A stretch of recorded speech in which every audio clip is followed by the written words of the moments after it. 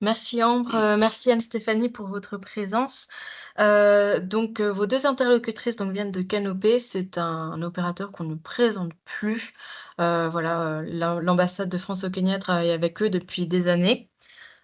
Aujourd'hui donc c'est le premier webinaire d'un cycle de plusieurs webinaires.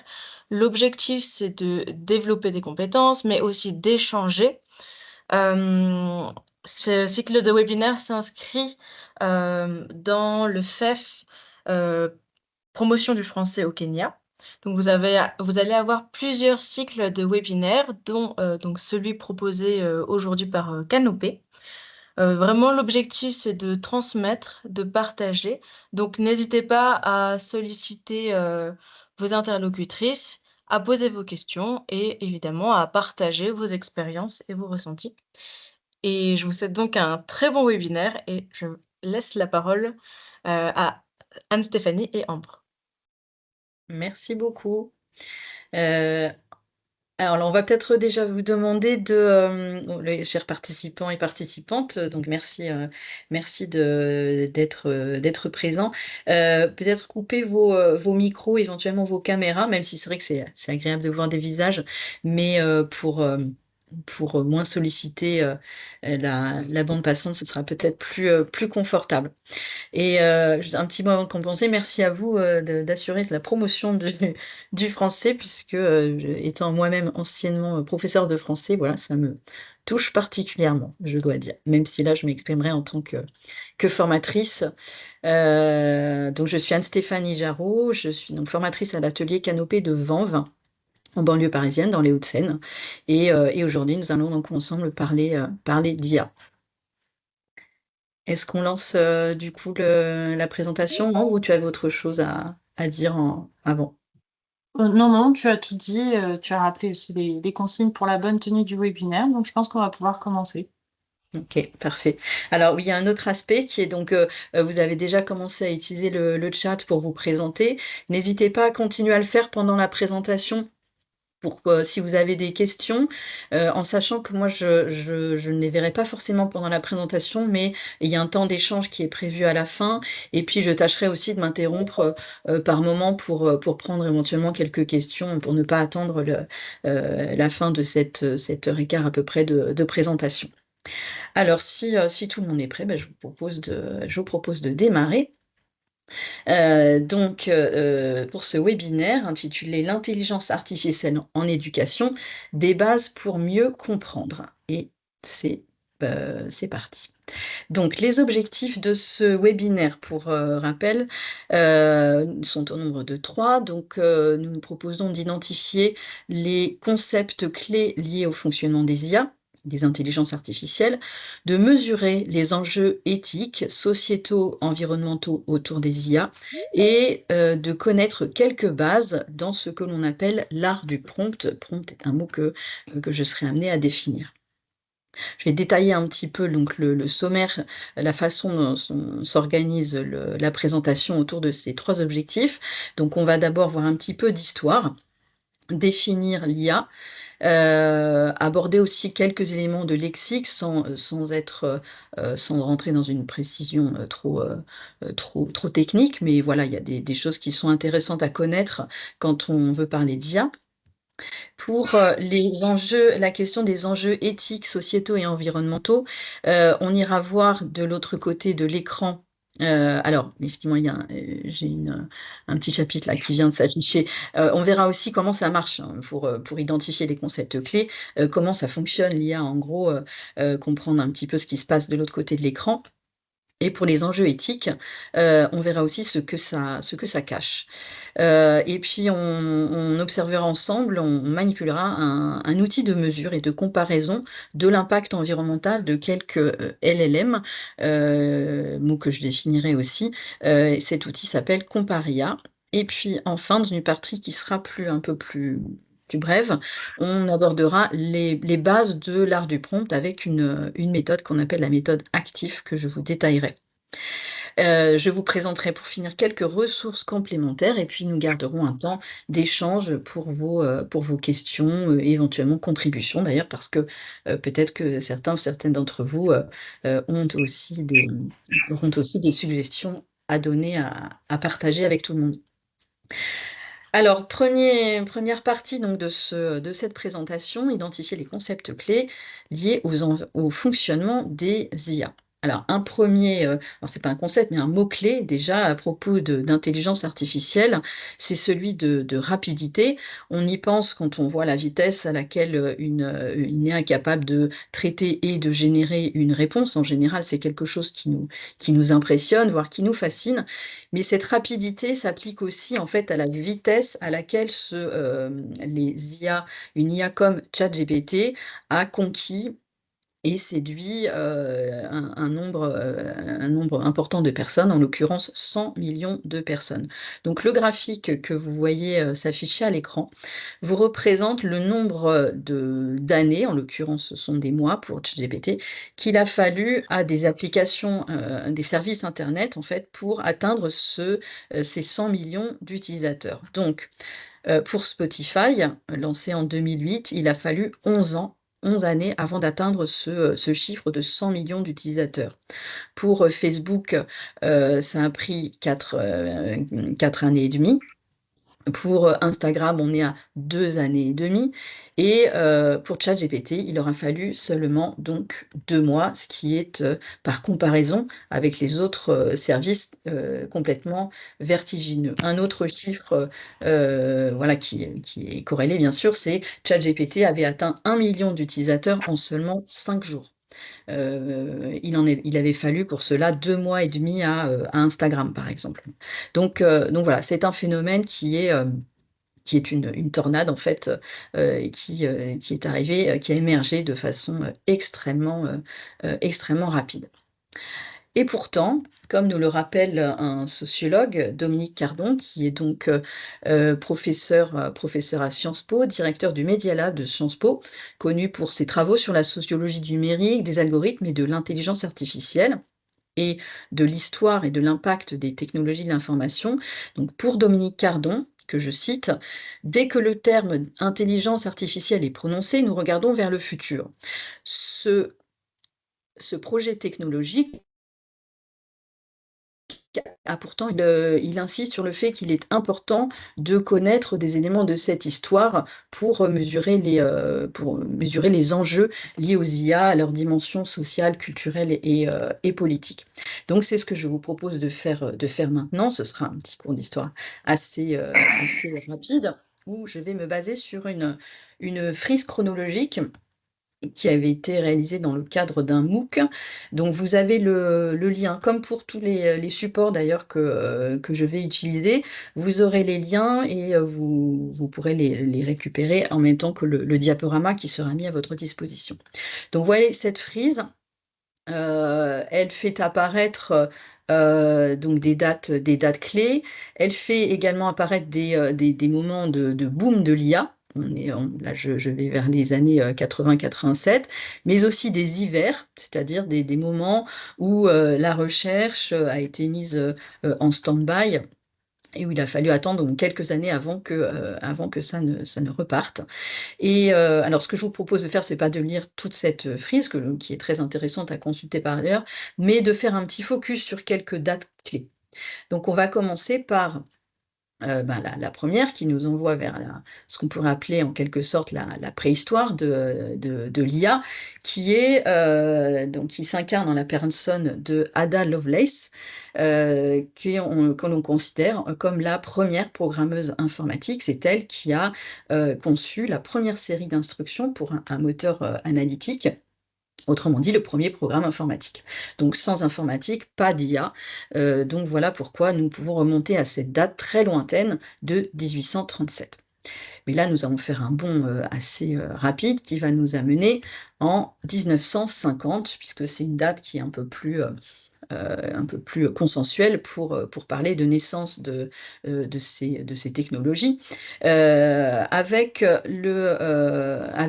Alan Turing, donc que l'on connaît pour sa machine à décoder Enigma, qui était la machine à crypter les messages durant la Seconde Guerre mondiale, les messages allemands. Donc Alan Turing est connu pour cette prouesse, mais aussi pour ce test qui porte son nom, le test dit de Turing, test théorique, une proposition théorique de test pour savoir si on peut considérer qu'une machine est intelligente. Alors, sur la slide suivante, je vais vous présenter un petit schéma qui explique en quoi consiste ce fameux test de Turing. Donc, le principe, c'est que une personne, ici représentée par le C, va à l'aveugle, en fait, engager une conversation avec une machine A et un humain B qui lui sont cachés. Et si la personne C n'est pas capable de savoir où est la machine et où est l'humain, alors on peut dire que l'ordinateur, quand je dis la machine, c'est l'ordinateur, a passé le test donc avec succès. Voilà en quoi consiste ce test de Turing qui se base sur le jeu de l'imitation. En fait. Imitation qui est un autre mot-clé à retenir, j'y reviendrai un petit peu plus tard. Alors, passons à une autre date assez proche, 1956, c'est l'année de naissance, en fait, pas de l'IA, mais du mot, de l'expression intelligence artificielle. Cette expression a été employée lors d'une conférence, la conférence de Dartmouth, qui regroupait une vingtaine de personnalités de l'informatique et des sciences cognitives, et avec le terme naît la science des intelligences artificielles qui les désigne, bien sûr. Ensuite, alors là, les choses s'accélèrent un petit peu, donc à ce moment-là. En la même année, donc, c'est la naissance du premier programme d'intelligence artificielle.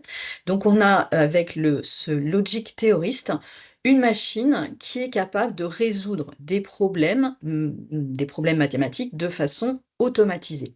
Cela, c'est ce que l'on appelle la naissance de l'intelligence artificielle symbolique. Je vais poser quelques mots comme ça, j'y reviendrai aussi un petit peu plus tard pour définir plus précisément et mieux comprendre.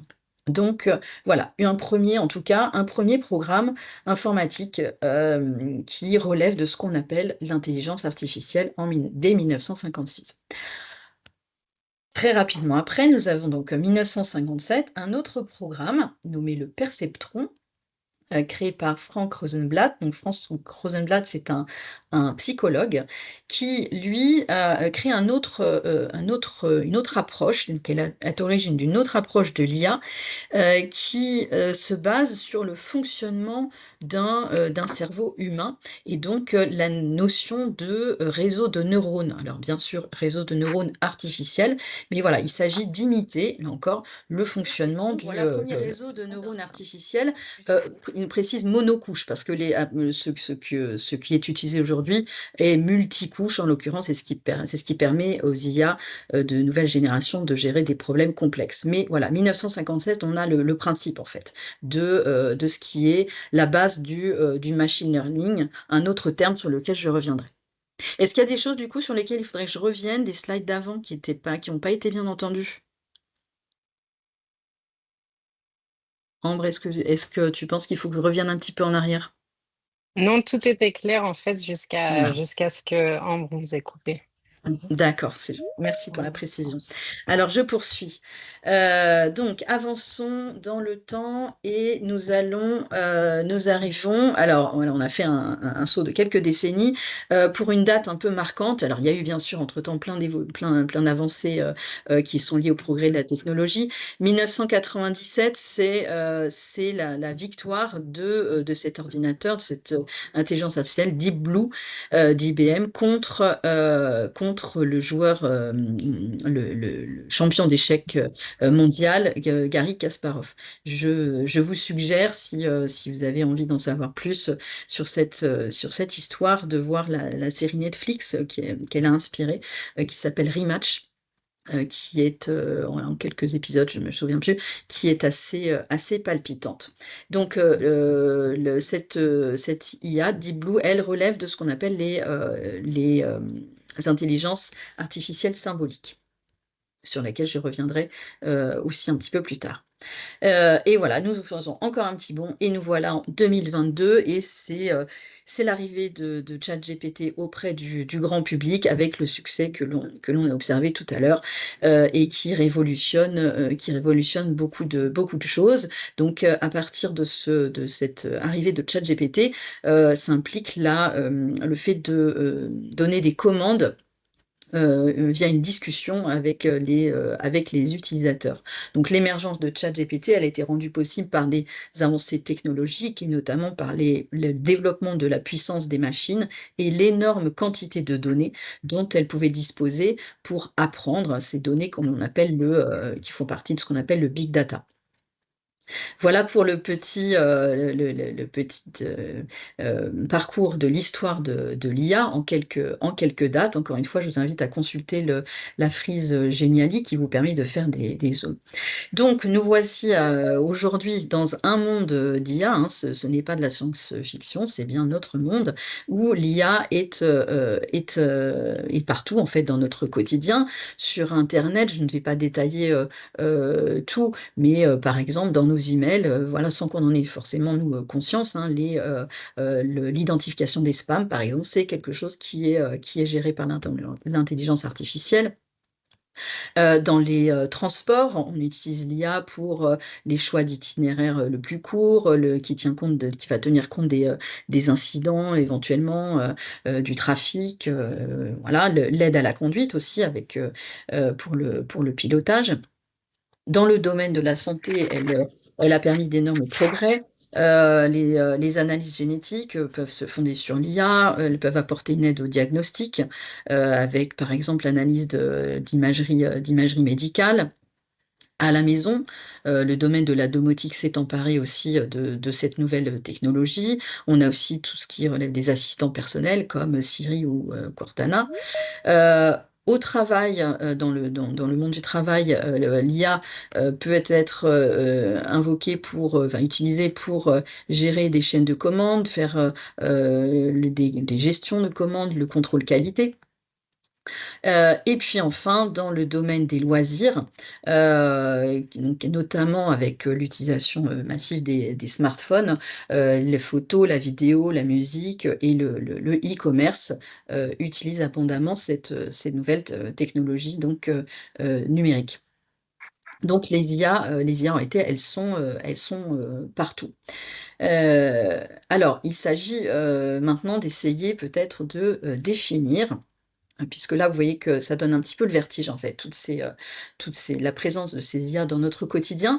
Mais en réalité, elles ne relèvent pas, il y a une grande variété là, et elles ne relèvent pas toutes des mêmes technologies.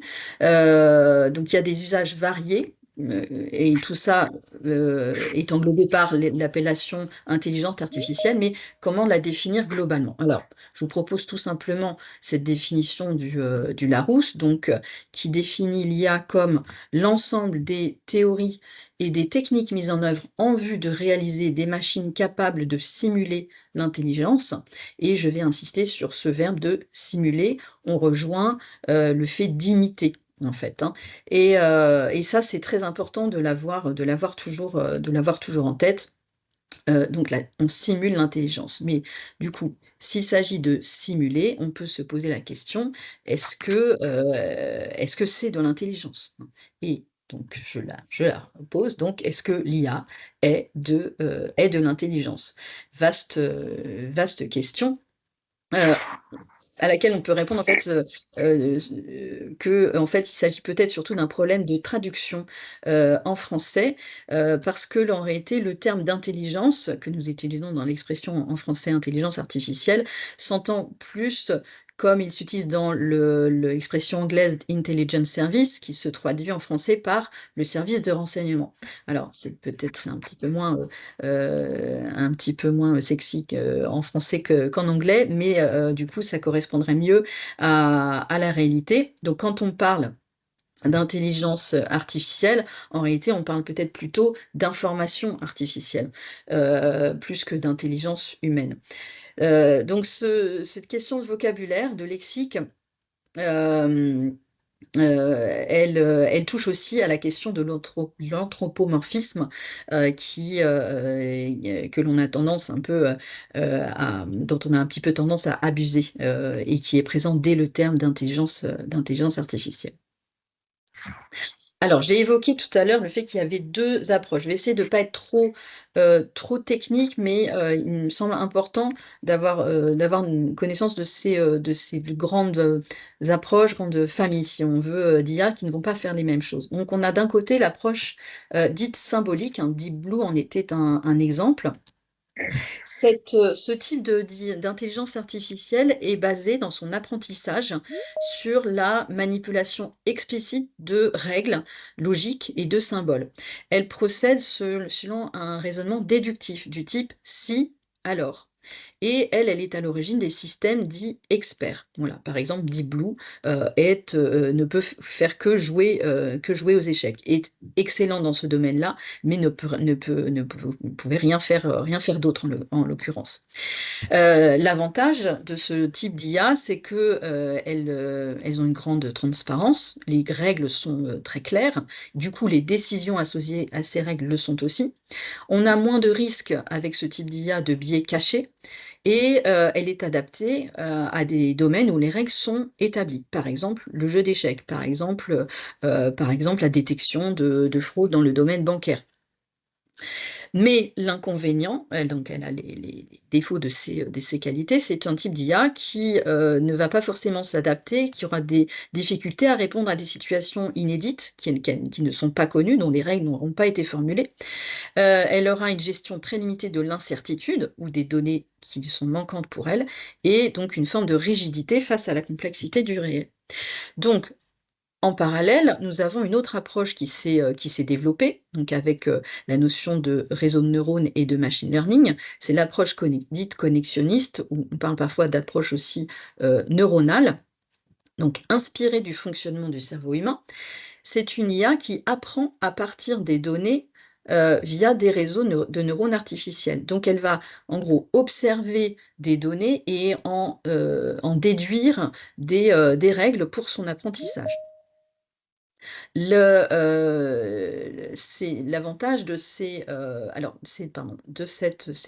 type d'approche, l'approche connexionniste, que relèvent les IA dites génératives comme ChatGPT, Copilot, DeepSeek et autres. Et quand on parle aujourd'hui d'IA, en fait, on se réfère le plus souvent à ce type d'IA générative qui relève de cette approche dite connexionniste.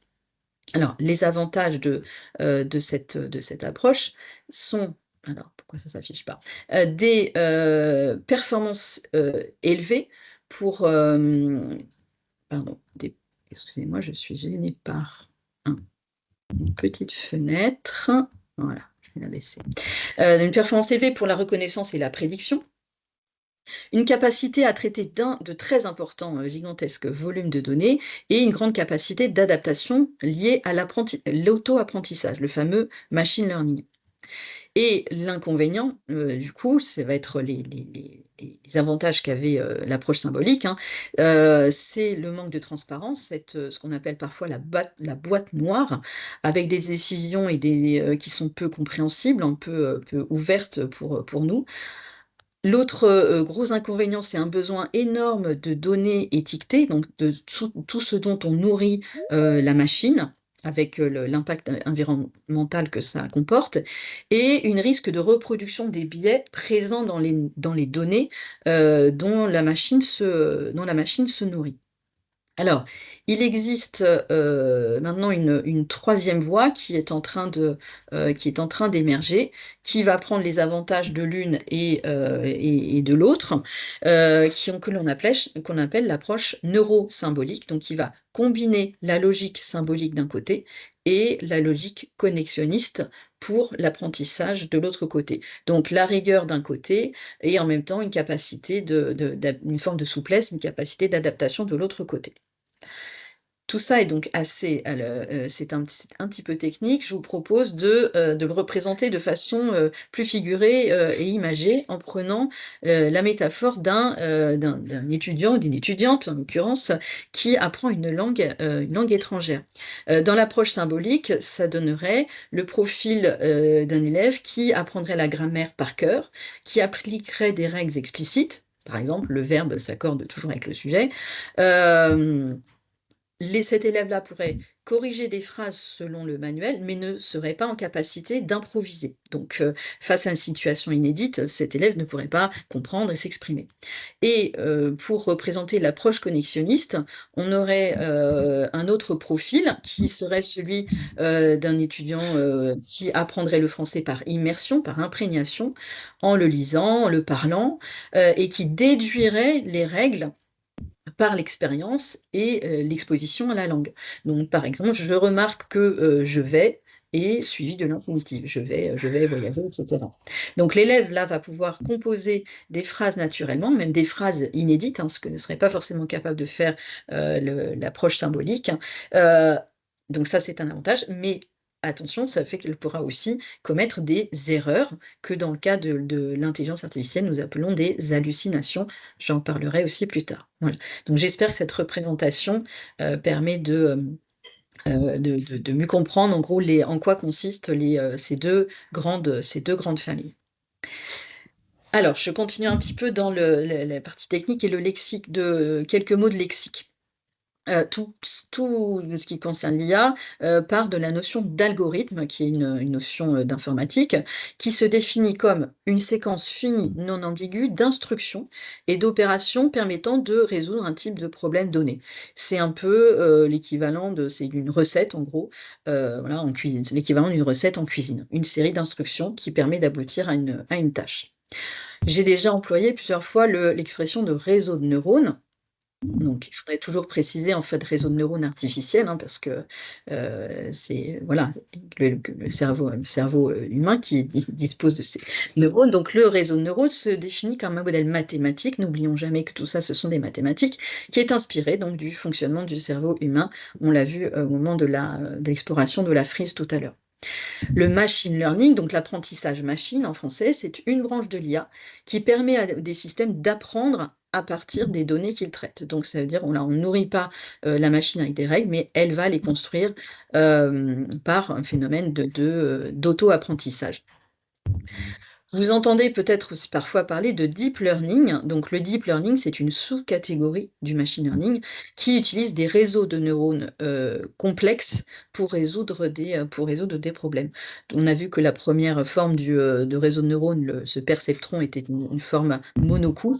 Là, on a c'est très deep parce que les couches s'empilent pour permettre d'affiner au plus près les réponses. J'ai employé tout à l'heure aussi l'expression de LLM. Donc LLM, c'est l'acronyme de Large Language Model, pardonnez mon accent. Donc en français, on parle de modèle de langage. C'est un programme d'intelligence artificielle générative qui est capable de comprendre et de générer du texte en s'appuyant sur une très grande quantité de données textuelles. Exemple, ChatGPT, Copilot. Voilà, c'est ce qui nous permet de donner une instruction en langage naturel à une IA et qu'elle formule aussi sa réponse en langage informatique, justement pas informatique, mais en langage naturel. Ce qui repose sur une très bonne connaissance, qui implique une très bonne connaissance de ces ressources textuelles. Et pour finir, le mot de prompt, en français, on l'utilise beaucoup en fait en français, mais on pourrait aussi utiliser le terme de requête, où on entend parfois invite ou instruction en fait, parce que c'est une instruction formulée en langage naturel, donc quand on s'adresse à un LLM, pour lui faire réaliser une tâche. Et donc on verra tout à l'heure quelques éléments de ce qu'on appelle l'art du prompt. Voilà pour quelques éléments de lexique. Vous avez, s'affiche en bas un lien donc, que vous récupérez avec le diaporama si vous voulez, puisque vous vous intéressez au vocabulaire, au lexique, vous pouvez, si vous voulez aller plus loin, aller consulter ce petit lexique qui a été conçu par Canopé, lexique pratique de l'intelligence artificielle. Alors, on va maintenant passer à l'aspect de fonctionnement, même si j'ai abordé quelques notions. Comment marche, comment fonctionne l'intelligence artificielle? Alors, je vous propose ici une courte vidéo qui dure 3 minutes 30, qui est une vidéo réalisée par Canotech, pardon, et qui va présenter les fonctionnements et aussi les grands enjeux de ces IA. Donc je vais lancer la vidéo. Juste, Ambre, tu me préviendras si jamais il y a un problème de son. Oui.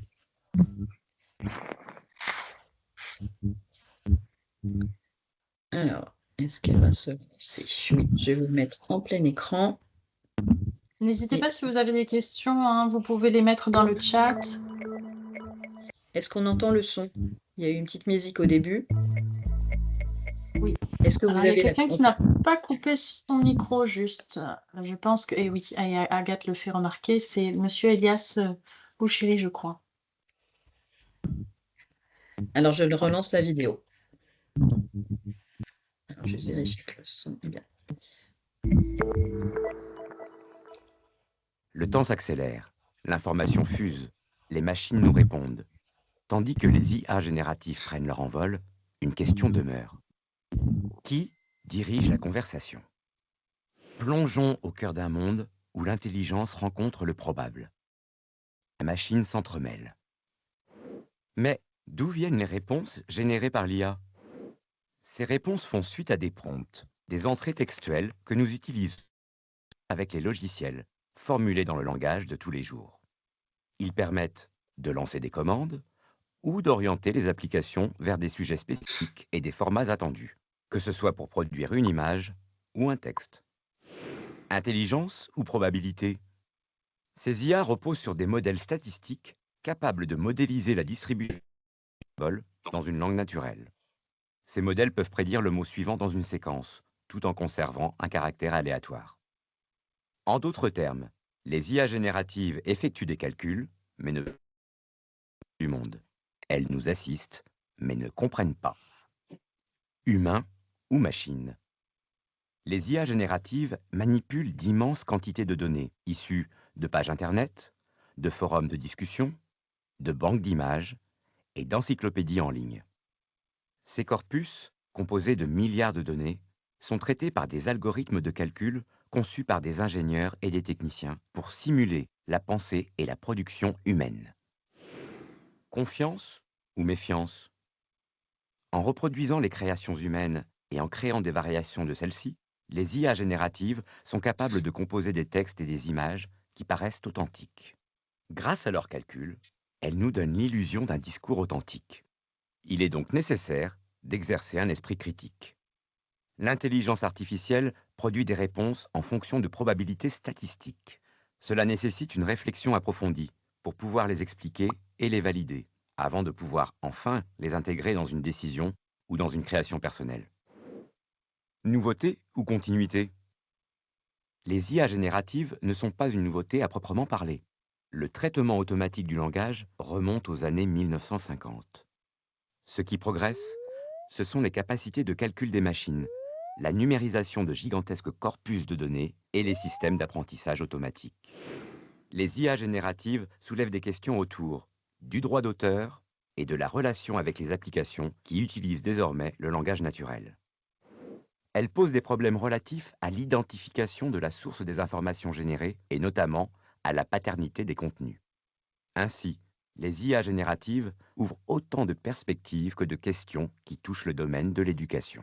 Si elles permettent d'interagir de manière plus spontanée avec les machines, il est crucial de comprendre les enjeux liés à ces technologies.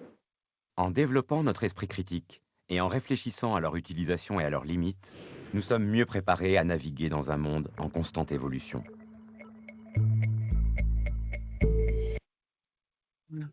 Voilà, cette courte vidéo, elle me paraît intéressante parce qu'elle pose vraiment les bases de toutes les questions qui se nouent autour des IA et notamment en éducation.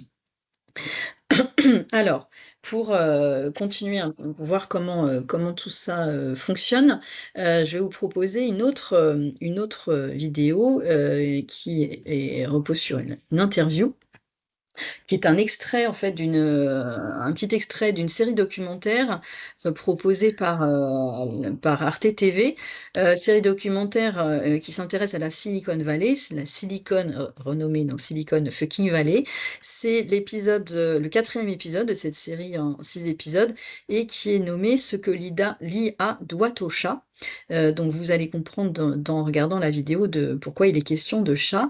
Vous verrez dans cette vidéo l'interview d'un nom qui revient assez souvent à propos de l'IA, qui est celui de Luc Julia, cofondateur de Siri.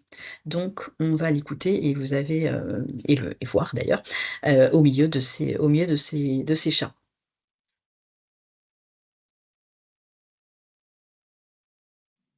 De ma vie, tu m'aurais dit, tu vas aller dans le bar à chat. J'aurais dit, ouais, tu vois, marqué là.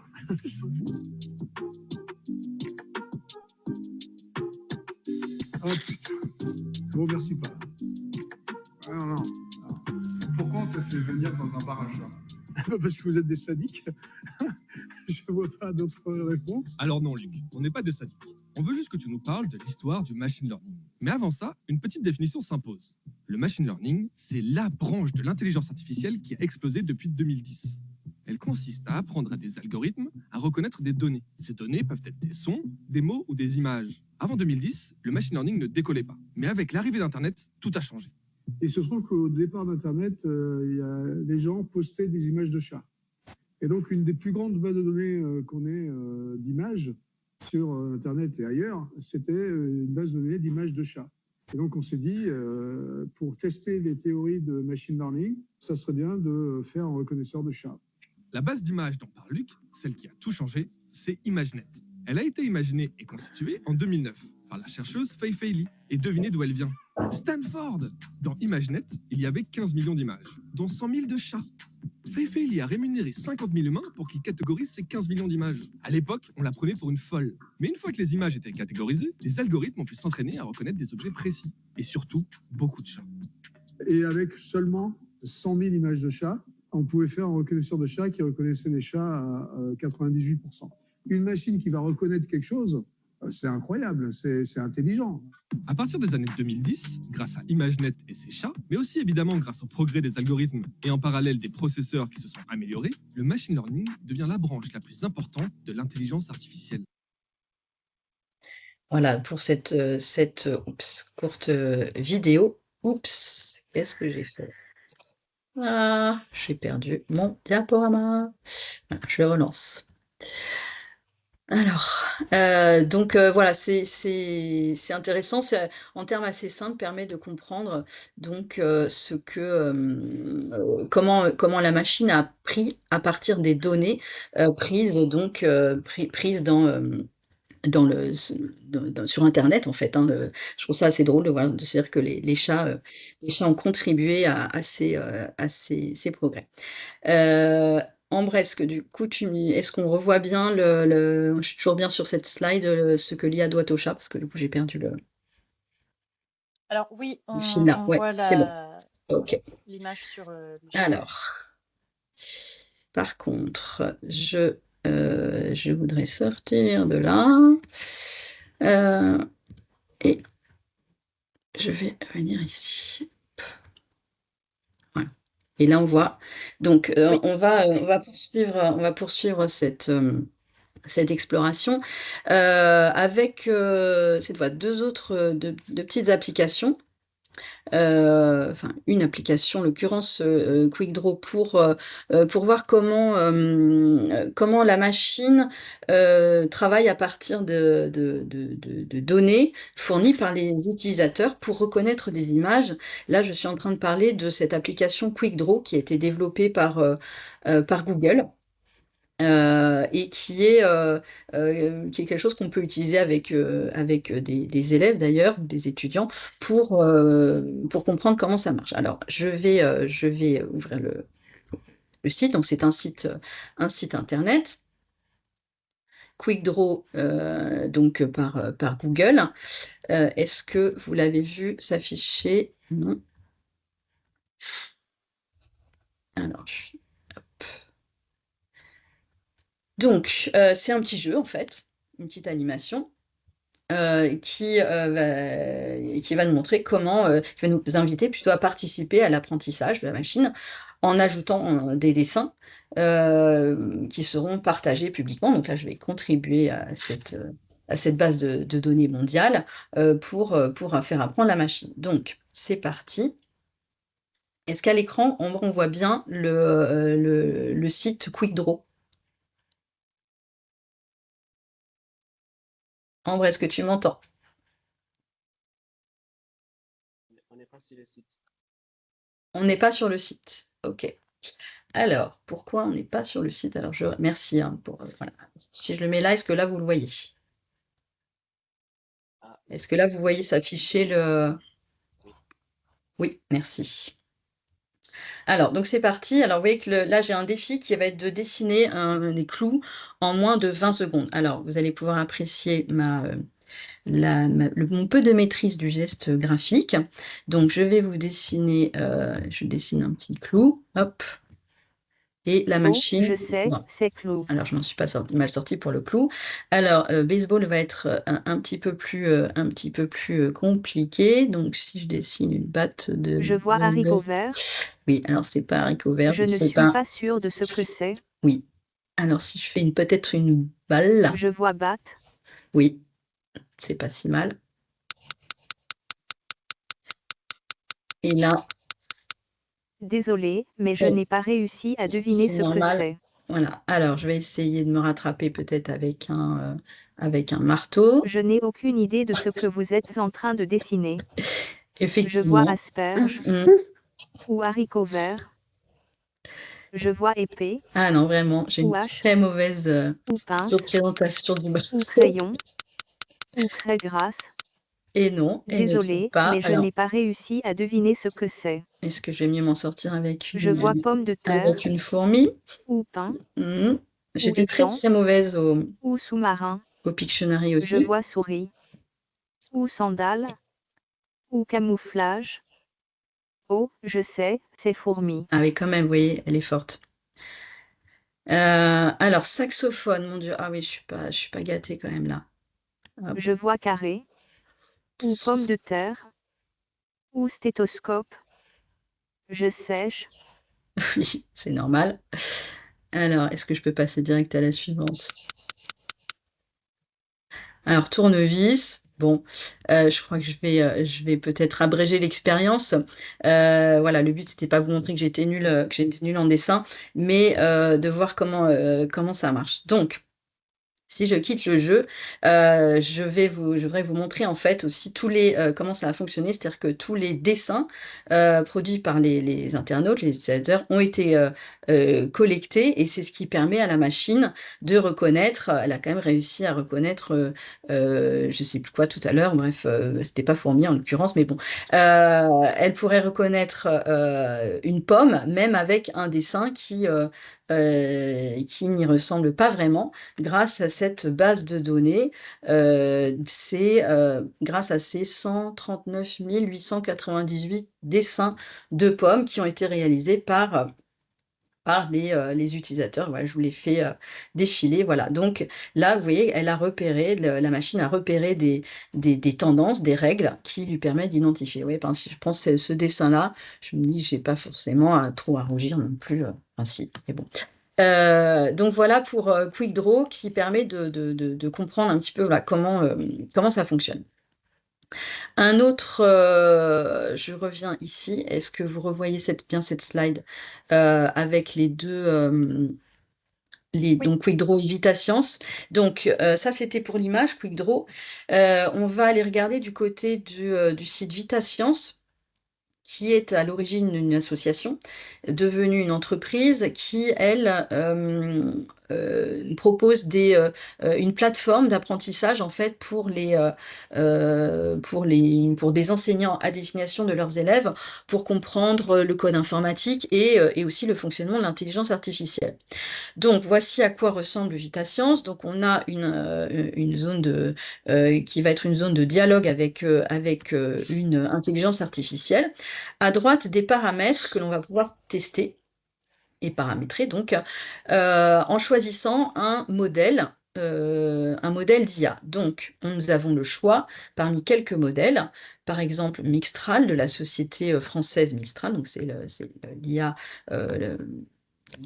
dont on parle le plus en tant qu'IA française. On a DeepSeek, l'IA chinoise, on a GPT, on en a un certain nombre ici que l'on peut tester.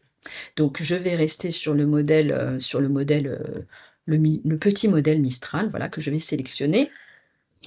Je peux jouer ici, vous avez la notion d'aléatoire. Alors l'aléatoire, on parle aussi parfois de température, c'est le degré de probabilité pour que une IA produise, enchaîne des mots ou des séquences de mots qu'on appelle des tokens. Vous avez le mot ici. Donc le token, c'est l'unité la plus petite que produit, à partir de laquelle une IA produit des contenus textuels. Il va enchaîner selon des règles statistiques. Et donc, ce degré d'aléatoire, je vais le laisser à 25%, c'est une moyenne, va donner soit un contenu très conventionnel, d'une certaine façon, ou très aléatoire, et donc, en l'occurrence, n'importe quoi. Vous allez voir à quoi ça ressemble. Alors, VitaScience nous propose des prompts que je pourrais utiliser. Moi, je vais lui en demander un précisément. Je commence une histoire de façon assez classique par « Il était une fois » et je vais lui demander de continuer l'histoire. Voilà. J'envoie ma requête. Et je vais le voir, voilà ce qu'il me propose, donc avec un degré d'aléatoire de 25%. Donc, il était une fois une petite fille qui vivait dans un village niché au cœur d'une grande forêt. Un jour, elle découvrit un vieux livre poussiéreux, dans le grenier de sa maison. En l'ouvrant, elle trouva une carte mystérieuse qui semblait mener à un décor caché. Avec un cœur rempli de courage, elle décida de partir à l'aventure pour découvrir ce que ce trésor pourrait bien être. Alors, vous observez qu'il y a différentes couleurs qui correspondent à ces températures. Et donc, c'est le degré de probabilité pour que le mot une, par exemple, soit choisi pour continuer l'histoire. Donc, rose, ça veut dire que c'est un degré assez faible. Donc, on a une grande marge justement d'aléatoire. Donc, dans les propositions, dans ce qui était possible pour compléter la phrase « Il était une fois », il y avait une à 25%, il y avait dans, il y avait, alors je ne sais pas pourquoi il remet une comme ça, et il y avait un. Donc en l'occurrence, l'IA a choisi d'une certaine façon ce token, cette petite portion, cette unité, le une, qui a été suivi de petite fille qui, on voit que tout ça est associé. Voilà, et c'est comme ça que s'est construit le texte. Et là, si je modifie, si je dis que finalement on va choisir le 1, par exemple, au lieu de une, eh bien, il va écrire et composer donc une autre histoire. Alors celle-là, donc il est très inspiré, visiblement, parce que c'est très très long. Voilà, donc je vais revenir au début, et donc c'est plus l'histoire d'une petite fille, mais c'est l'histoire d'un petit village niché au cœur d'une vallée verdoyante, etc. Donc voilà, ça c'est intéressant de voir comment ça se fabrique en fonction de ces fameux paramètres de probabilité. Alors, une autre chose qui me paraît intéressante aussi à voir, même si ce sera pas parlant comme l'est le texte, mais c'est ce qu'il y a derrière ces token IDs, en fait, qui sont en réalité mathématiques, hein, qui sont traduits en langage, mais qui en réalité sont des chiffres. Donc, derrière ces tokens, nous avons en réalité, voilà, nous avons ça, en réalité. Donc ça, c'est pour se rappeler qu'on est bien dans du calcul, ce sont des mathématiques, et donc ce n'est pas de la pensée, ce n'est que de la production probabiliste. Donc voilà, une ressource qui est intéressante à utiliser, mais pour nous, et pour faire comprendre comment tout cela fonctionne. Alors, avant de... ça, c'est on arrive à la fin de cette première partie qui est assez copieuse. Je m'interromps si besoin pour répondre à d'éventuelles questions que Ambre pourrait me transmettre, s'il y en a. Si vous en avez, Alors, on y reviendra pour éventuellement plus tard.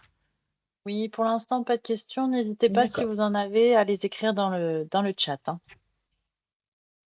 En sachant que s'il y en a qui vous viennent pendant la suite de la présentation, on a prévu un temps à la fin. Donc, pas de questions. Est-ce que j'enchaîne du coup, Ambre? Oui, je pense. Ouais, ok.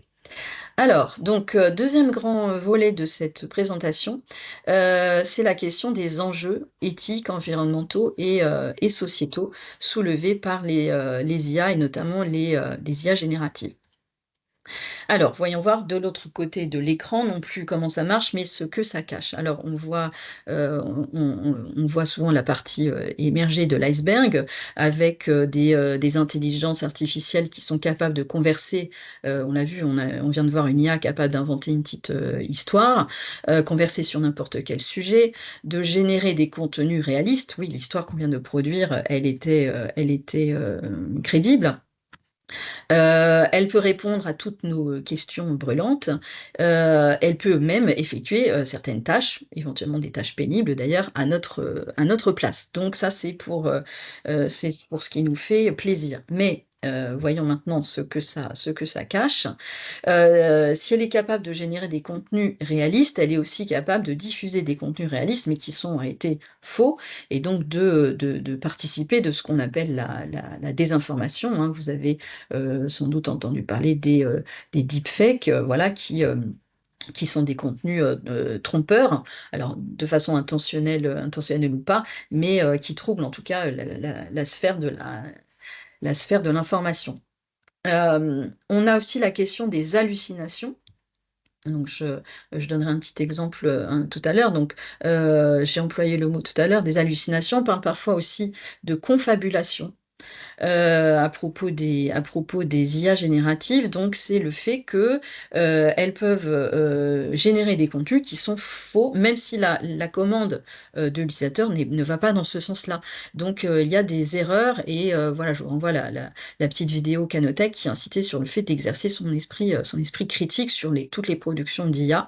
Elle demande toujours à être relue, vérifiée avant d'être validée, puisque avec notamment ce degré d'aléatoire, hein, qu'on a vu avec VitaScience, ça laisse cette marge d'erreur qui peut être parfois lourde de conséquences. Il y a aussi la question des biais qui est soulevée. J'en montrerai un exemple aussi, un exemple tout à l'heure. Les biais sont liés en fait aux données d'entrée, c'est-à-dire les données qui sont fournies à la machine. Ce ne sont pas des biais produits par la machine, mais c'est vraiment la reproduction de biais. Nous avons des biais. Ils se reproduisent par les données à partir desquelles la machine apprend. Il y a aussi la question de l'uniformisation et la représentation, des représentations erronées de la langue et de la culture, toujours en lien avec cette question des données, puisque la machine, si elle n'est alimentée qu'avec un certain modèle ou un certain modèle culturel, eh bien, ces réponses, elles se baseront sur ces modèles-là, et donc elles vont contribuer éventuellement à tronquer notre vision de la réalité et de sa diversité. Autre question et problème posé par les IA et la façon dont elles sont nourries, c'est le fait qu'elles utilisent aussi nos données, y compris des données personnelles. Je vous montrerai un schéma tout à l'heure qui le montre bien, pour entraîner le modèle, hein. Les IA moissonnent tout ce qu'elles trouvent pour se nourrir et pour apprendre. Et donc, parmi ce qu'elles trouvent, il peut y avoir aussi nos données qu'il est important de savoir protéger. Encore une autre question brûlante, celle du droit d'auteur. que ce soit pour, les données d'entrée, puisque là, l'IA va piller éventuellement des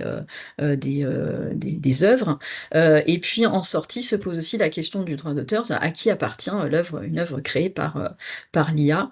Il y a toute une réglementation qui est à qui est à mettre en œuvre en fait, hein. Pour l'instant, c'est pas encore bien clair. Un autre sujet, un autre point négatif, c'est l'exploitation de ces personnes qu'on appelle les annotateurs. Ce sont les personnes qui vont étiqueter les données. Il y a tout un travail humain en fait, hein, pour étiqueter les données, et dont on ne parle pas beaucoup, j'y reviendrai là aussi un petit peu plus loin.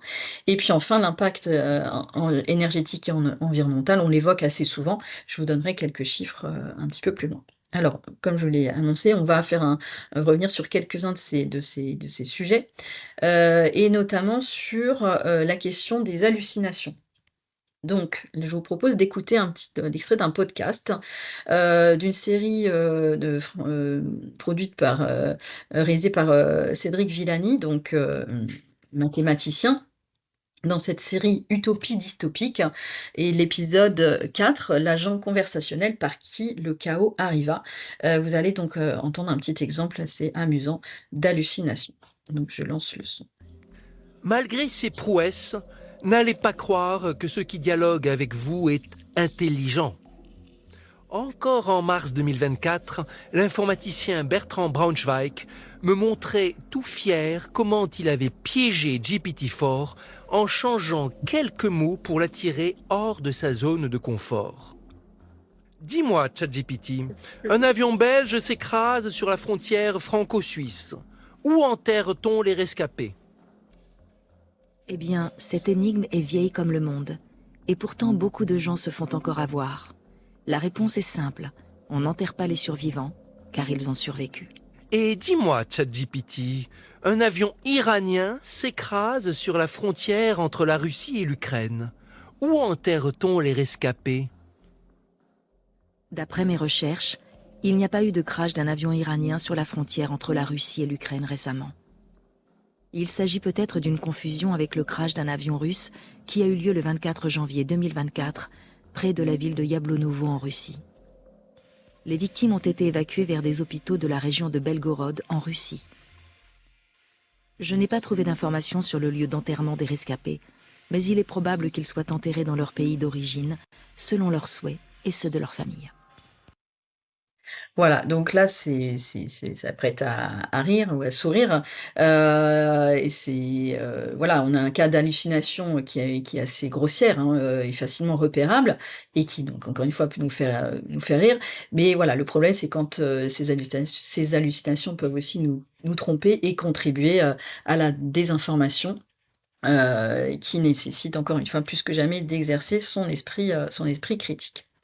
Stéphanie ? Oui. Malgré ses prouesses... on a une petite question de Oui. Jean Baron. Oui. Est-ce que tu veux la prendre maintenant ou plus tard ? Pourquoi pas, oui, je peux m'interrompre maintenant. Ouais. Alors, je te la lis.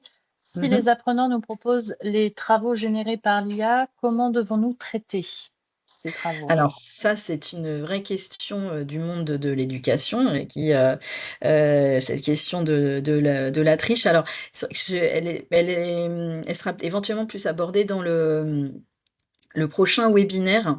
Là, je la traite pas, mais pour répondre assez rapidement, ce qu'on voit apparaître de plus en plus, c'est une évolution de ce qu'on demande aux élèves de faire à la maison, et même, enfin, éventuellement en classe, parce que maintenant on est amené à évaluer le travail effectivement des IA.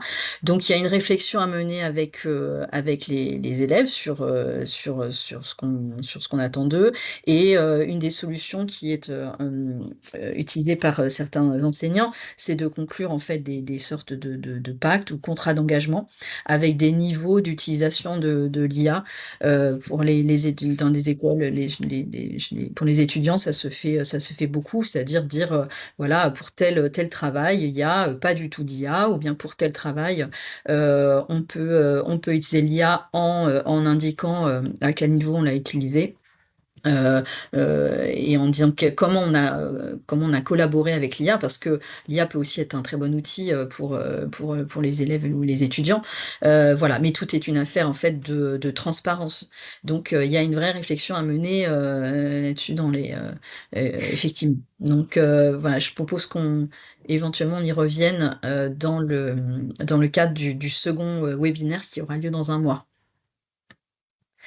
Donc je sais pas si ça, c'est un petit peu frustrant peut-être comme réponse, mais du coup j'enchaîne.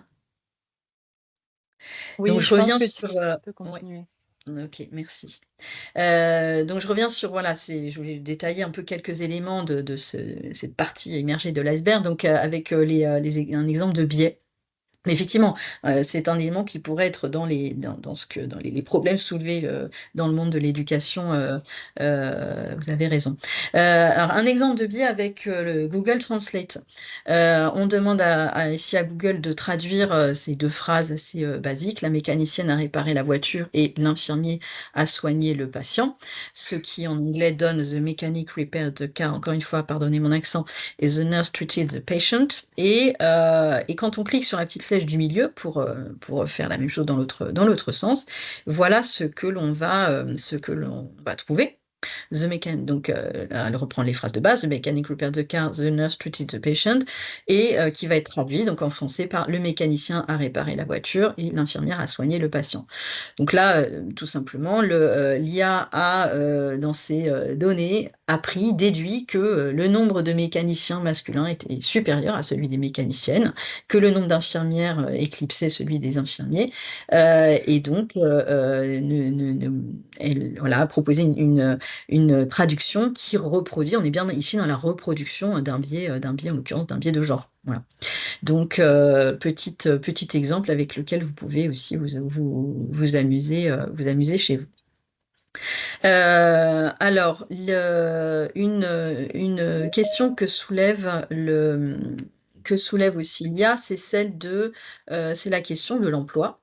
On a donc l'émergence des IA bouleverse de nombreux domaines, et notamment le domaine de l'industrie culturelle. On a souvent parlé de donner des exemples dans le domaine de la création musicale, puisqu'aujourd'hui, il est assez facile, voilà, n'importe qui peut créer aujourd'hui un morceau de musique et même le diffuser via les réseaux, voilà.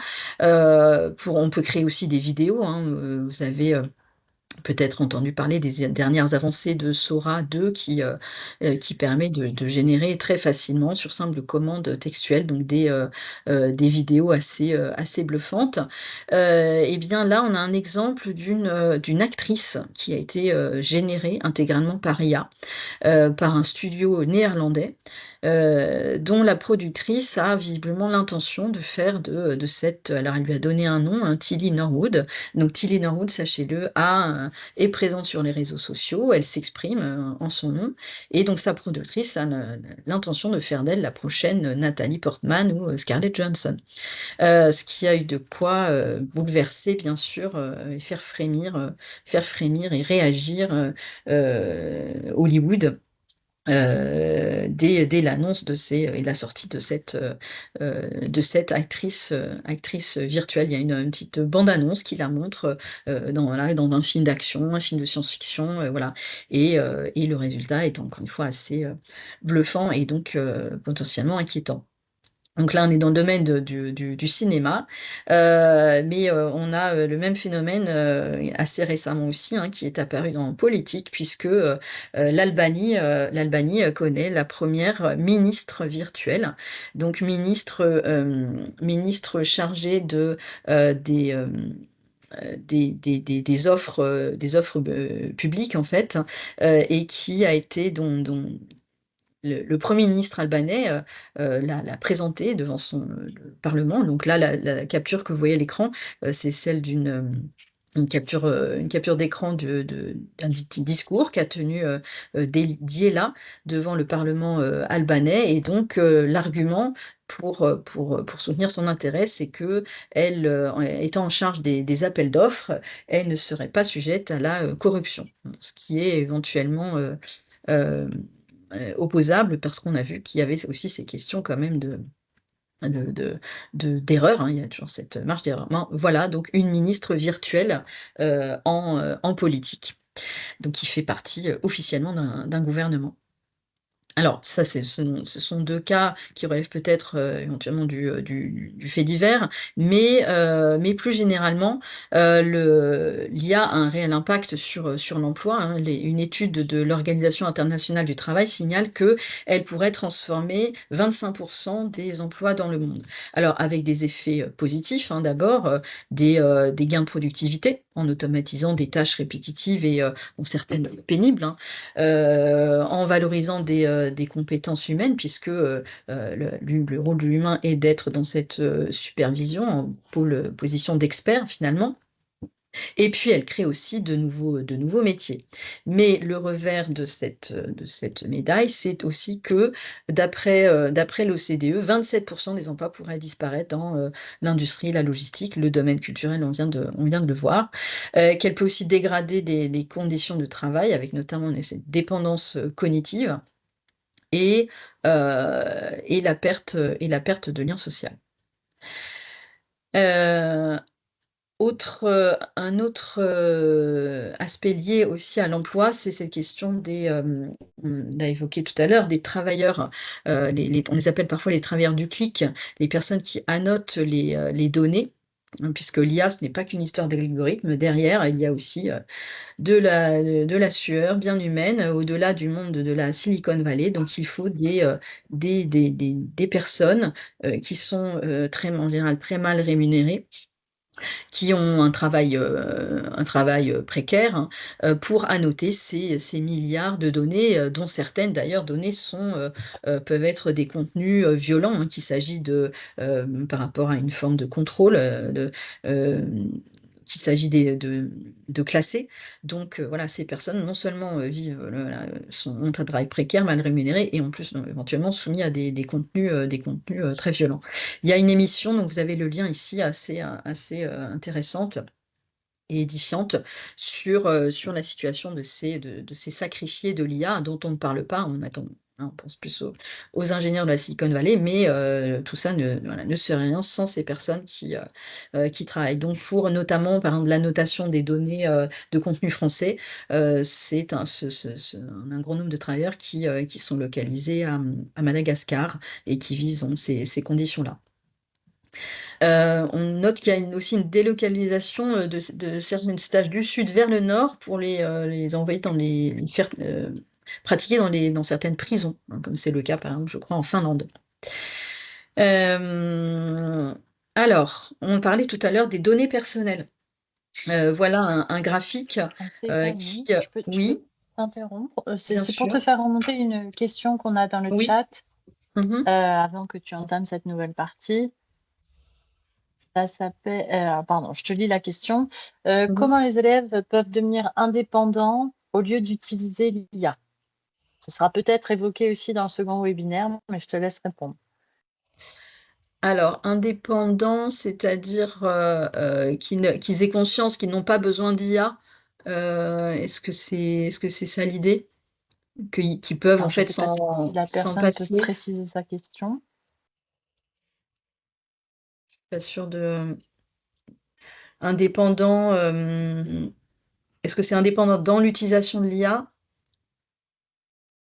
Je crois que c'est plutôt, au lieu d'utiliser l'IA, c'est s'éloigner, voilà, ne pas tomber dans l'attraction que représente l'utilisation de l'IA. Alors ça, à vrai dire, je pense que c'est un combat qui va être difficile à mener.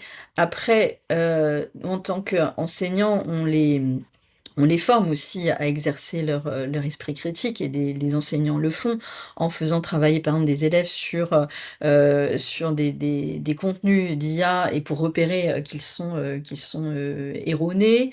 Voilà, il y a un exemple par exemple sur un exemple qui est souvent pris, c'est celui de des biographies d'écrivains, voilà, avec des erreurs sur les dates, par exemple. Donc, quand les élèves réalisent ça, ben peut-être que ça peut les inciter à être un peu plus distanciés et vigilants. Et puis aussi, peut-être sur la qualité des contenus, voir qu'il y a il y a souvent une forme de platitude, hein, dans la façon dont s'expriment les IA génératives, et ce qui fait que nous, enseignants, en général, on reconnaît très bien on reconnaît pour l'instant encore, hein, ça va sans doute évoluer, mais on reconnaît le style IA, qui est assez plat, ou quand il n'est pas plat, il est plutôt obséquieux. Enfin, voilà, on voit que c'est pas un style d'élève en général. Voilà, donc c'est aussi peut-être un travail à faire sur le fait de dire comment utiliser de façon pertinente l'IA. Et ça aussi, c'est quelque chose qu'on abordera lors du deuxième webinaire. Donc du coup, je m'en tiens là pour aujourd'hui, même si on peut éventuellement y revenir à la fin. Et donc je reprends mon fil donc sur les données personnelles, et ça c'est très important de le communiquer aussi aux élèves. Donc les IA se nourrissent des données personnelles, comme le montre ce graphique, et graphique qui est le lien que vous avez fait évoluer le graphique, parce que j'ai vu qu'il avait bougé récemment. C'est Meta qui est passé nettement en tête, hein. Donc l'entreprise donc Meta, c'est Facebook, Instagram, donc qui collecte donc énormément de données, comme on le voit. Donc le type de données, ça va être des données de contact, des données sur la santé, hein. Vous voyez, je suis en train de vous détailler un petit peu la légende, les données d'utilisation, voilà, les données de localisation éventuellement. Voilà, il y a beaucoup de toutes sortes de données. C'est pas seulement le nom et l'adresse IP, etc., hein. C'est voilà. Et ces données, elles peuvent être exploitées aussi pour être revendues. Donc voilà, ayons en tête qu'il s'agit de contrôler au maximum les données que nous fournissons à l'IA, en paramétrant les différentes utilisations. Alors, passons à un autre aspect pas très réjouissant, qui est le coût environnemental. Donc avec quelques exemples pour que ce soit parlant. Le coût en énergie, donc là, les chiffres que je vous donne, ils viennent d'un chercheur, Didier Roy, qui est associé à un labo de recherche, l'INRIA, Institut national de recherche en sciences et technologies du numérique. Et donc c'est extrait d'une vidéo, vous aurez le lien également, une vidéo, c'est pas moi, c'est l'IA. Donc il évoque ce chiffre-là. Donc la génération d'une image par une intelligence artificielle correspond au chargement d'un smartphone. Pour la consommation en eau, certains centres de données vont consommer l'équivalent de plus de 6 piscines olympiques par jour. Et puis, en termes d'émissions de CO2, un autre équivalent qui fait froid dans le dos, c'est la consommation, les émissions dont est responsable ChatGPT en un an, c'est l'équivalent de plusieurs centaines d'allers-retours Paris-New York. Alors pour évoquer ces aspects-là, éventuellement avec des élèves, il y a un petit jeu de cartes numérique qui est proposé par le Café IA, 20 cartes pour aborder l'impact énergétique de l'IA. Et il y a vraiment des données qui sont très intéressantes et très parlantes. Voilà. Donc ça aussi est à avoir en tête. Alors, toujours sur cette mission de cours expérimental, environnemental, pardon, écologique, je vous propose de tester avec moi une ressource mise à disposition du gouvernement français qui s'appelle Comparia. et qui va nous permettre de mesurer le poids de plusieurs intelligences artificielles. Donc c'est un site, voilà, il n'y a besoin d'aucune connexion, hein, simplement on se rend sur le site et on va discuter en parallèle avec deux IA. Je vais le faire sous vos yeux ici. Donc là, le Comparia me suggère des prompts, par exemple raconter une histoire, rédiger un document administratif ou générer de nouvelles idées. Je pourrais aussi, moi, lui soumettre mon propre prompt. Je vais partir sur cette proposition de rédiger un document administratif. Donc voici le prompt que me propose de traiter l'application. Pouvez-vous rédiger une lettre officielle d'avis de départ à la retraite en remerciant l'employeur pour les années passées en précisant la date prévue pour le départ. Bon, voilà. Là, le but, c'est de tester.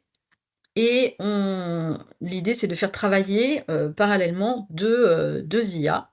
Donc, Comparia propose différentes façons de le faire, soit de façon aléatoire, donc deux modèles choisis au hasard dans toute la liste dont dispose le site, soit de faire une sélection manuelle, et là, ça me permet de vous montrer en fait les différentes IA qui peuvent être utilisées via Comparia.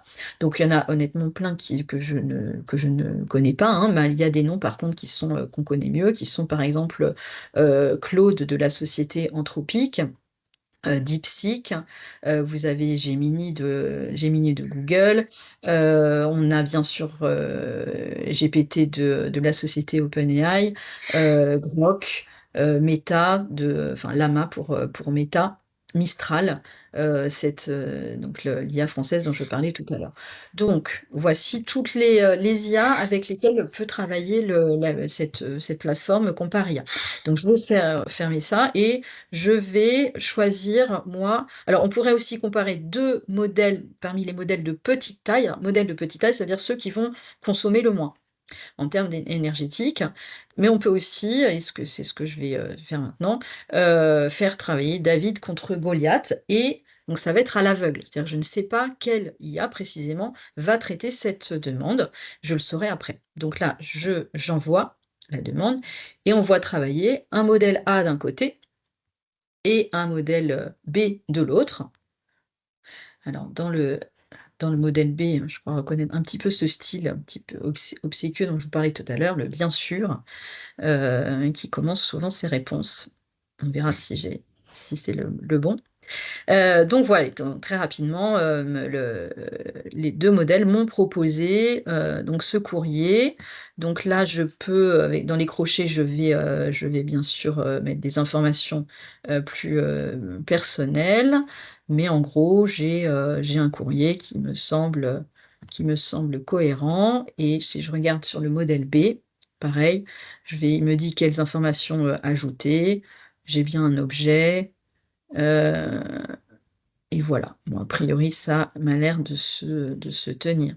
Alors, je pourrais continuer à discuter avec ces modèles, c'est-à-dire de reformuler, voilà. Là, je ne vais pas le faire dans le cadre de ce petit test, c'est pas tout à fait mon objet, je ne cherche pas à avoir une réponse particulièrement satisfaisante. Là, c'est vraiment, je veux savoir qui se cache derrière modèle A et B. Donc, je vais passer à la révélation des modèles, mais avant ça, l'application me demande si j'ai une préférence pour la réponse du modèle A ou la réponse du modèle B. En l'occurrence, a priori, pour moi, les deux se valent et je vais dire que les deux étaient plutôt utiles. Vous voyez qu'on a différents critères. Et enfin, je vais avoir la révélation des modèles. Donc, d'un côté, j'ai... en fait, là, il m'a proposé deux modèles Mistral. Voilà. Là, c'est un petit peu le hasard. Donc, un grand modèle. Non, pardon, un grand modèle qui est à droite, pardon, avec une taille estimée, elle, large, et un plus petit modèle. Alors, vous voyez, ici à droite, c'est embêtant, il ne me précise pas le nombre de paramètres qui font le poids d'un modèle. Donc, 24 milliards de paramètres à gauche et juste une estimation de taille à droite. Ce qui est intéressant, c'est d'aller voir l'impact énergétique qui se traduit avec des conversions qui sont plus parlantes pour nous. Donc, par exemple, pour le modèle A, j'ai émis 1,85 g de CO2, enfin, l'équivalent de 36 minutes de consommation d'une ampoule LED et 3 minutes de vidéo en ligne. Alors que à droite, avec le modèle, le modèle large de Mistral, j'ai 10 minutes de consommation de vidéo, 1 heure de consommation d'ampoule LED. Vous voyez qu'on est à c'est quasiment deux fois plus. Parfois, c'est même beaucoup, on a des écarts qui peuvent être encore plus grands. Donc voilà, l'intérêt de cette plateforme, c'est d'avoir une prise de conscience et du fait que on peut aussi utiliser des plus petits modèles pour certaines tâches. Par exemple, pour une lettre, là, on n'a pas besoin de faire appel à un très grand modèle. C'est une tâche simple qui ne nécessite pas de recourir à un modèle gourmand en énergie. Voilà, donc c'est l'idée d'adapter ces demandes, enfin de choisir l'outil en fonction de sa demande. Voilà donc pour Comparia qui est intéressant pour voir, pour prendre conscience et comparer les performances des différents modèles. Alors, là, j'ai parlé de voilà, des côtés un peu négatifs. Alors, avec cette slide Poison et remède, il ne s'agit pas de faire du greenwashing, mais aussi quand même de se dire qu'il y a des usages vertueux de l'IA. Qui est utilisé pour, par exemple, optimiser les consommations d'énergie dans le bâtiment ou les transports, voilà, dans des domaines bien ciblés. Là, on ne parle pas des IA génératives grand public, hein, mais d'IA spécialisées pour cartographier les écosystèmes, améliorer la précision d'assurance des océans, etc. Voilà, tout ça sont des usages vertueux de l'IA. Je ne vais pas dire qu'ils compensent les autres, mais voilà, ils donnent un peu d'optimisme quand même. Et vous avez un lien, si la question vous intéresse, qui vous permet de prendre connaissance d'autres projets qui vont permettre de mieux protéger l'environnement à l'aide des intelligences artificielles. Alors, en synthèse sur cette partie, que retenir? D'abord, l'importance de protéger ces données, et c'est un discours à tenir avec les élèves également. Exercer son esprit critique par rapport aux productions, aux contenus produits par les IA. Voilà, cette fameuse question de voilà, comment distinguer le vrai du faux. Utiliser l'IA de façon responsable, comme on vient de le voir avec Comparia. Et puis, je propose une reformulation de cette fameuse phrase du Pantagruel, Science conscience n'est que ruine de l'âme, nous disait Rabelais. On peut le reformuler aujourd'hui, hein, l'intelligence artificielle sans intelligence humaine n'est aussi que ruine de l'âme et peut-être d'autres choses. Et donc, voilà, j'ai eu envie de remettre cette illustration finalement du Pantagruel. Je trouve que métaphoriquement, elle pourrait aussi bien nous permettre de parler d'IA et de commenter cette figure du géant nourri avec abondance, un peu comme le sont nos IA génératives notamment. Donc, qui donne matière à réflexion. Alors là, nous arrivons à la fin de la deuxième partie. Est-ce que là, il y a quelques questions, sachant que la troisième partie sera plus légère. Voilà. Est-ce qu'il y a des questions qui émergent par rapport à ce qui vient d'être, ce qui a été vu dans le cadre de cette deuxième partie sur les enjeux sociétaux, économiques, environnementaux, éthiques? Pas de questions? Il y a quelqu'un qui je lève la vois main. une main levée. Ouais. Oui, votre micro, voilà. Je ne sais pas si je peux parler. Oui, Jean Baron, on vous écoute si vous voulez, ou vous mettez votre question dans le chat et Ambre peut me la lire parce que je n'ai pas accès au chat là. Ok. Alors là, vite, la question s'est posée. Est-ce que la question est en train d'être écrite, Ambre? Non. Vous m'entendez? Oui, mais très faiblement. J'augmente le micro. Ok. Maintenant, c'est mieux? Oui. Ok, parce que là, la question que je pose, c'est... Alors moi, j'entends rien du tout, par contre. Je te relirai la question peut-être.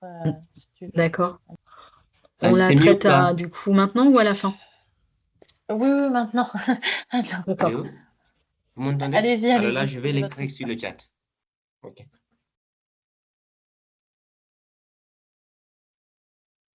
Voilà, la question est en train d'être écrite, Anne-Stéphanie.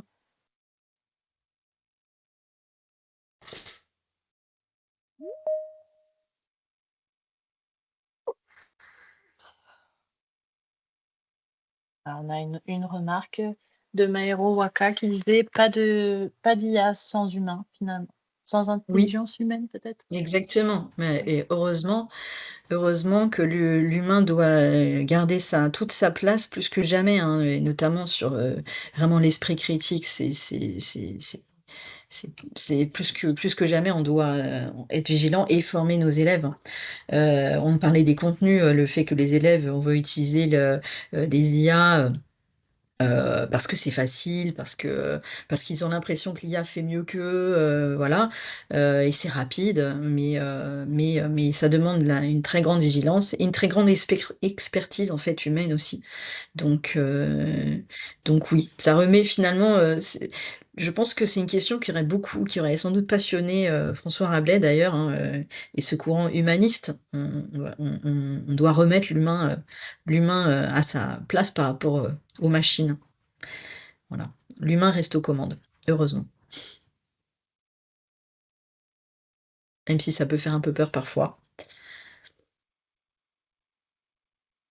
Alors, est-ce qu'on a la question? Je te propose de continuer, Anne-Stéphanie. Et on y Voilà, répond à la fin. De toute façon, la oui, troisième partie, j'invite. honnêtement, voilà, on garde la question en mémoire et puis on y revient un peu plus tard. Donc, enchaînons Et je me fais un avec. peu maître du Oui, temps. Il te reste oui, à peu près un quart j'ai d'heure. vu, ouais. Mais voilà, je pense que je vais pouvoir aller assez vite sur cette troisième partie. Donc, troisième temps, sur les bases de l'art du prompt. Le prompt, c'est la requête que l'on adresse à une IA pour lui demander d'exécuter une tâche. Donc, on vous propose une méthode. En fait, je vais faire court parce que ça aussi, c'est quelque chose qui sera développé plus, hein, cet aspect-là, dans le deuxième webinaire qui aura lieu donc dans un mois. Donc, il y a une méthode qu'on suggère pour rédiger un prompt, qui est la méthode dite actif, avec cet acronyme. Donc, où vous avez alors, on commence par le I. Le I d'identité, qui indique le rôle que doit tenir l'agent conversationnel. Alors, on dit agent conversationnel, chatbot ou intelligence artificielle, hein, si on veut faire simple. Par exemple, on va dire à l'IA, tu agis en tant que professeur de français ou d'anglais. Voilà, on lui affecte une identité, le rôle à tenir. Et on commence en général par ça. C'est pour ça que vous avez le petit i qui vient en fait se placer normalement devant le A. Actif, c'est pour retenir en fait. Ensuite, on a le C du contexte. Quelles informations sont nécessaires pour accomplir l'action demandée? On va peut-être préciser le public. Voilà, tu es enseignant de français pour un public de niveau A2. On peut lui fournir des exemples aussi sous forme de fichiers par rapport à la tâche qu'on lui demande, lui donner des indications sur le type d'établissement, sur le contexte d'enseignement. Voilà, donc tout ce dont on a besoin, tout ce dont la machine aura besoin pour accomplir au mieux la tâche. L'idée étant on essaie d'éviter tout implicite parce que sinon c'est là où l'IA va éventuellement commettre des hallucinations. Hein. Plus on aura un prompt précis, plus on limite aussi ce risque. Le A va être le A d'action. Concrètement, qu'est-ce qu'elle va faire? Est-ce que c'est concevoir une séance, rédiger un courrier, comme on l'a vu tout à l'heure, résumer un texte? Voilà, on va être précis donc, dans l'emploi des verbes. Donc là, il y a tout un travail aussi à faire qui est un travail de conception de prompt et d'écriture de prompt, en fait. Hein. C'est une vraie compétence à développer, qui est une compétence langagière. Le T pour tonalité, quel est le style de la réponse? Ce style peut être formel, professionnel, convivial, créatif, humoristique, ironique, voilà. Alors, en sachant que les IA sont aussi en général paramétrées voilà, elles vont éviter, si elles vous pourrez pas leur faire, il y a une forme de censure entre guillemets, parce qu'il y a bien sûr eu des abus, mais voilà. Donc, on va pouvoir avoir la main sur la tonalité. Et le F, enfin, c'est pour le format. Est-ce que c'est un texte entièrement rédigé? Est-ce que c'est un texte avec des petits bullet points? Est-ce que c'est un tableau, une carte mentale, un quiz, etc. Voilà, on est précis là-dessus aussi. Et donc, avec un prompt relativement précis, on va normalement avoir une réponse qui s'approche au mieux de ce qu'on veut, en sachant quand même qu'en général, la première réponse d'une IA n'est pas forcément celle qu'on va garder. Ensuite, on va faire des itérations, on va affiner par rapport à une première proposition. Mais je vous montre un exemple là pas de résultat, mais de prompt que vous trouvez dans une banque de prompts. Donc vous avez le lien ici, prompting.numedu.org. Donc là où on demande plutôt à une IA d'agir, donc vous voyez l'identité comme un professeur de FLE. Donc ça, c'est pas moi qui l'ai rédigé, hein, il vient donc de cette banque de prompts. Tu enseignes pour la classe de FLE avec des élèves de niveau 1, ça c'est le contexte. Ton objectif est d'illustrer un jeu de cartes pour découvrir différents métiers. Tu dois proposer une présentation de 50 métiers dans un tableau. Donc là, c'est l'action précise à réaliser. Et enfin, on a le format. Le détail du format. La première colonne du tableau doit comporter le nom du métier, la seconde doit comporter une devinette très drôle pour faire deviner le nom du métier, et la troisième colonne doit comporter un prompt en anglais pour générer une image illustrant ce métier. Donc voilà, en l'occurrence, je n'ai pas testé ce prompt, peut-être pourriez-vous le faire si vous avez envie de votre côté, ou en tester d'autres, mais voilà, c'était pour vous montrer comment concrètement se met en œuvre la méthode active. Alors, les couleurs, elles sont mises là pour vous rappeler à quoi correspond l'identité, le format, etc. Mais bien sûr, on ne met pas les prompts en couleur. Je vous en montre ça, il est assez court ce prompt-là. Je vous montre juste la suivante, c'est pas pour vous la lire, parce que sinon ce serait très très long. C'est pour montrer que justement un prompt, ça peut aussi être beaucoup plus détaillé et développé. Là, ici, il y a tout un texte en fait qui a été copié dans le prompt, tout un dialogue pour affiner la réponse. Voilà, ça c'était, vous voyez, comme je vous l'avais dit, cette partie-là était très courte. En fait, elle fait plutôt transition vers le prochain webinaire. Je voulais quand même, si vous avez envie de tester des choses, que vous ayez quelques bases pour rédiger et peut-être vos premiers prompts, et peut-être vous déjà rédiger expérimenter cela. Alors, juste pour aller plus loin, donc on l'a évoqué, donc ce webinaire à suivre. Donc le 18 novembre, on parlera des IA génératives, compagnons du pédagogue et du formateur. Donc on abordera effectivement les outils, quel type de contenu on peut faire avec une IA en tant que pédagogue, et aussi comment est-ce qu'on peut travailler et faire travailler ses élèves de façon pertinente avec. Et puis, toujours pour aller plus loin, je vous propose d'autres ressources de réseau Canopé. Il y a une page en fait dédiée qui liste en fait les différentes ressources. Ça peut être des petits... tout à l'heure, il y avait le sketchnote que je vous ai montré de Canotech. Il y a aussi des webinaires, il y a des podcasts extra classe. Voilà, vous avez beaucoup de choses. Et je voulais conclure avec une petite note, un petit peu de poésie, mais je n'aurai pas le temps de vous le montrer parce que je voudrais garder un peu pour les questions, mais je vous invite à aller voir quand même.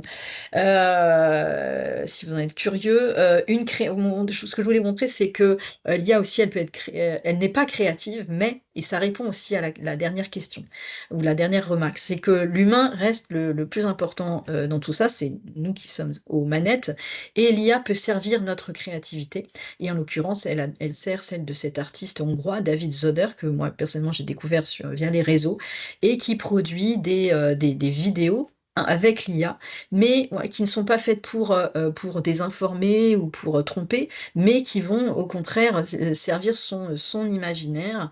Et donc c'est vraiment l'aspect outil, mais outil créatif en fait qui est mis en valeur ici. Voilà. Donc avec le diaporama, vous pourrez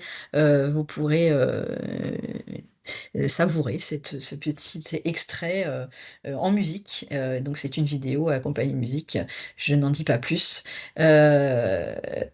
Voilà. Donc je suis désolée, j'ai dû être un petit peu rapide sur cette fin-là, mais on garde un petit temps de questions. Et puisqu'on nous approchons de l'heure. Alors, je vous écoute ou on vous lit pour Oui, pour merci pouvoir Anne-Stéphanie. échanger. Merci pour votre écoute et votre patience et pour au moment des petits problèmes techniques. Hélas, il y en a toujours. Mais voilà, Merci je suis à beaucoup. votre disposition. Oui, merci Anne-Stéphanie pour cette présentation. Du coup, on va passer aux questions. N'hésitez pas à les écrire dans le chat. Je vais déjà t'en remonter une. Avant ça, avant de passer à ça, je voulais voilà, insister sur quelques petits points. Donc, comme Anne-Stéphanie l'a dit, le prochain webinaire sera le 18 novembre. Donc, il s'intitulera Les IA génératives, compagnons du pédagogue et du formateur. Donc, comme Anne-Stéphanie l'a précisé, vous rentrerez un peu plus en profondeur, en fait, sur les IA et comment l'utiliser en tant qu'enseignant, comment s'appuyer dessus. Autre chose, suite au webinaire d'aujourd'hui, je vais vous transmettre un lien qui est un questionnaire de satisfaction. Voilà, ça nous aide beaucoup. Vos retours, merci voilà, d'y répondre sur comment vous avez trouvé ce webinaire, les ressources présentées, la dynamique. Voilà, merci beaucoup par avance pour la complétion de ce questionnaire que je vous mets donc dans le chat. Vous avez le lien et vous pouvez le faire ce soir ou un petit peu plus tard, mais voilà. Donc, passons aux questions. Donc, Jean Baron qui nous disait, je voulais savoir si ce serait possible de parler du deepfake, les avantages et les risques, peut-être lors de la prochaine présentation. Alors, ce ne sera pas forcément l'objet pour le coup de la prochaine présentation. Par contre, on a une série, des séries webinaires sur Canotech qui abordent les questions des désinformations et notamment il y a un webinaire Esprit critique et images manipulées où on évoque la question des deepfakes. Donc oui, c'est un vrai sujet, hein, surtout pour les jeunes qui, via les réseaux sociaux, ces deepfakes circulaient à un moment, sont confondants en matière d'illusion. On est bien au-delà de l'illusion d'optique, là, voilà, et surtout, c'est devenu très facile de le faire, on n'a pas besoin d'être expert, donc ça pose effectivement plein de questions. Ça nous renvoie à la nécessité de former encore une fois à l'esprit, on y revient toujours, hein, mais à l'esprit critique, la confrontation des sources, voilà, dans la mesure où la plupart d'ailleurs ne respectent pas le jeu d'étiqueter le fait que quelque chose est présenté et fait par IA. Hein. Voilà, j'ai encore très récemment, au journal, ils évoquaient le fait que l'information parmi les sites d'information sur 1000 sites qui sont générés avec avec l'IA, grâce à l'IA, 28 sont utilisés comme source d'information par une partie de la population française, par exemple. Donc ça fait froid dans le dos, effectivement. C'est un vrai sujet que vous avez raison d'évoquer. Mais voilà, ce ne sera pas, pour le coup, pas présent dans le prochain webinaire, mais on a des sujets là-dessus chez Canopé. Donc, je vous invite Merci, à regarder Stéphanie. notamment du côté de toute cette thématique, sur la thématique humanité numérique ou valeur de la République. Mais en tapant esprit critique, vous devriez trouver des choses sur le site Réseau Canopé. Je vais vous partager le lien de ce que vient de dire Anne-Stéphanie. Juste pour vous repréciser, le lien que je vous ai mis là à l'instant dans le chat, c'est bien le questionnaire de satisfaction suite à ce webinaire. En revanche, vous aurez bien en fait sur la plateforme CFTD le replay du présent webinaire ainsi que le support de présentation que Anne-Stéphanie vous partage actuellement. Voilà, donc vous pourrez y accès via la plateforme CFTD. J'espère que ça répond voilà, aux dernières questions. Et je vous partage tout de suite donc, la ressource réseau Canopé. N'hésitez pas si vous avez des questions, hein, on peut encore prendre, on peut encore en prendre quelques-unes.